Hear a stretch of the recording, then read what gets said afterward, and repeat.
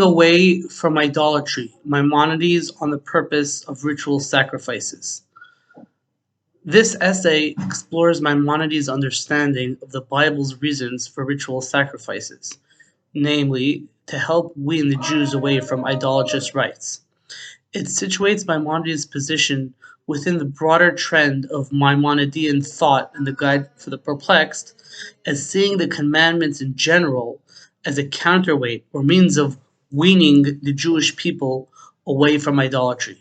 In some senses, this essay also explores how those understandings can be supported from information that we now have about the ancient world.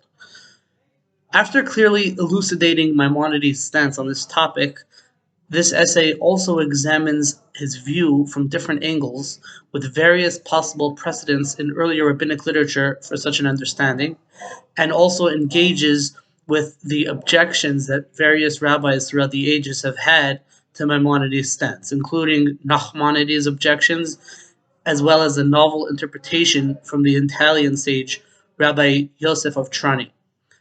Among the various possibilities considered in this essay are that Maimonides himself would concede that his explanation as to the rationale of ritual sacrifices in the Bible is not the only valid explanation for that phenomenon. We also consider that perhaps Maimonides, what he wrote in the Guide for the Perplexed, was only intended for the perplexed and meant in a polemic sense, but did not actually reflect how he understood what he understood the Bible's intent to really be.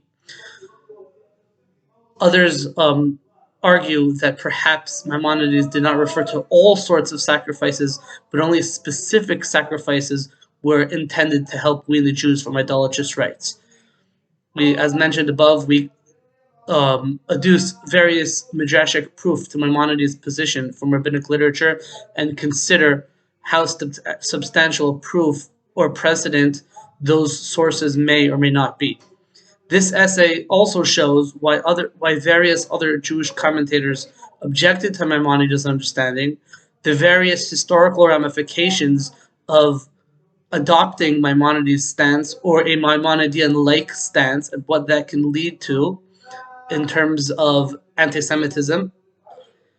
And we also explored how Maimonides might respond to all or some of these criticisms and critiques,